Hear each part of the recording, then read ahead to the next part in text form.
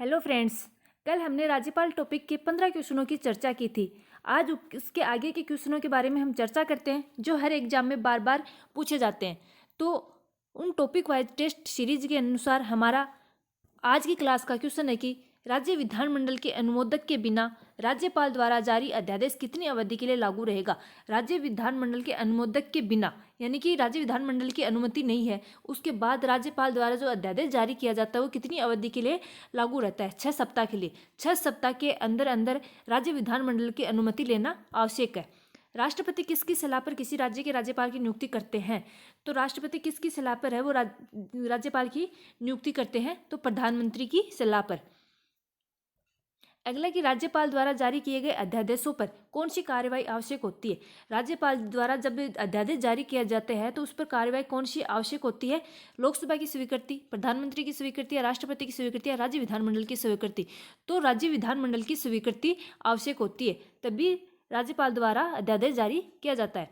राज्य सरकार का संवैधानिक प्रमुख होता है। राज्य सरकार का संवैधानिक प्रमुख राज्यपाल होता है। अगला कि किसी राज्य के राज्यपाल को निम्नलिखित में से किसकी शक्ति प्राप्त नहीं है? नहीं, राज्य के राज्यपाल को कौन कौन सी शक्ति प्राप्त और कौन सी शक्ति प्राप्त नहीं है? विधानसभा स्थगित करने का, यही है। विधानसभा स्थगित करने का राज्यपाल के पास अधिकार नहीं होता है। विधानसभा बुला सकता है, विधानसभा का सत्रावसान करने का होता है और विधानसभा को भंग कर सकता है, लेकिन विधानसभा को स्थगित नहीं कर सकता। अगला कि सामान्य रूप से राज्यपाल का कार्यकाल होता है। सामान्य रूप से राज्यपाल का कार्यकाल कितना होता है? 5 वर्ष। वैसे ये राष्ट्रपति के प्रसाद पर्यंत कार्य करता है। इसको पद से पहले भी हटा सकता है। राज्यपाल की अध्यादेश जारी करने की शक्ति के बारे में निम्न में से क्या सही नहीं है? राज्यपाल जब अध्यादेश जारी करता है तो उसके बारे में क्या सही नहीं है?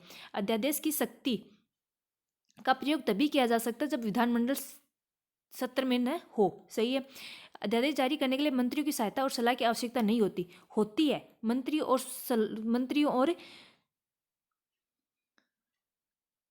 सहायता और सलाह की आवश्यकता होती है, तो ये गलत है। ये विवेकाधीन शक्ति नहीं है, ये भी सही है। राज्यपाल किसी भी समय अध्यादेश की वापस ले सकता है, तो अपना 2 नंबर उत्तर है। राज्यपाल राज्य में किसका प्रतिनिधित्व होता है? तो राज्यपाल है राज्य में राष्ट्रपति का प्रतिनिधित्व होता है। जैसे राज्य में राज्यपाल और केंद्र में राष्ट्रपति। अगला है कि जम्मू कश्मीर का सदर ए रियासत पदनाम कब बदलकर राज्यपाल कर दिया गया था? जम्मू कश्मीर में पहले राज्यपाल को किस नाम से जाना जाता था? सदर ए रियासत। तो उस नाम को बदलकर अब राज्यपाल कर दिया गया है। कब से कर दिया गया? 1965 ईस्वी से।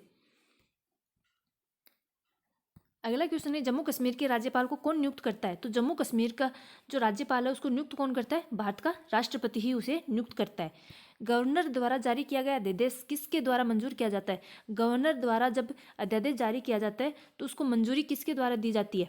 तो उसको मंजूरी है विधानमंडल द्वारा दी जाती है। अगला कि उपराज्यपाल की नियुक्ति कौन करता है?